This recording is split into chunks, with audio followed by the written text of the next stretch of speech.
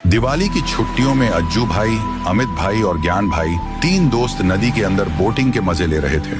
उनमें शर्त लगी कि कौन सबसे पहले ब्रिज तक पहुंचेगा। तीनों आगे बढ़ रहे थे कि तभी उनके सामने यूएफओ उड़ते हुए आता है और उसमें से निकलते हैं 7-8 बागड़ बिल्ले।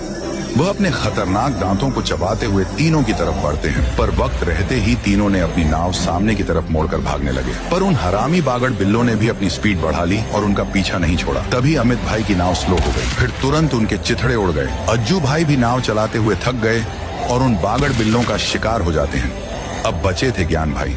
वो बहुत तेजी से अपनी नाव को भगा रहे थे। दूसरी तरफ राइस्टार नदी के किनारे अपने पालतू कुत्ते के साथ घूमकर मजा ले रहे थे।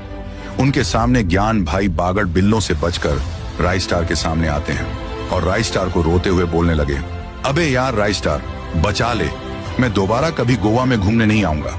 हम तीनों बोटिंग कर रहे थे कि 7 बागड़ बिल्लों ने हम पर हमला किया और अमित और अज्जू को कच्चा चबा दिया। मैं जैसे तैसे बचकर आया हूँ, बचा ले यार राइस्टार। ये सुनते ही राइस्टार तुरंत पावर से रायमैन बन जाता है और आसमान में मकड़ी का झाला फेंककर रायमैन बागड़ बिल्लों से लड़ने के लिए जाने लगता है। दूसरी तरफ वो बागड़ बिल्ले नदी के अंदर की मछलियां कचर कचर चबाकर खा रहे थे। तभी रायमैन उनके सामने लैंड करता है और अपना पावरफुल फुटबॉल निकाल के बागड़ बिल्लों की तरफ फेंकता है।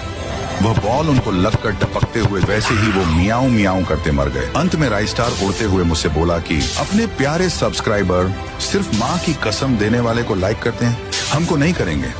तो गाइस, दिखा दो अपनी पावर।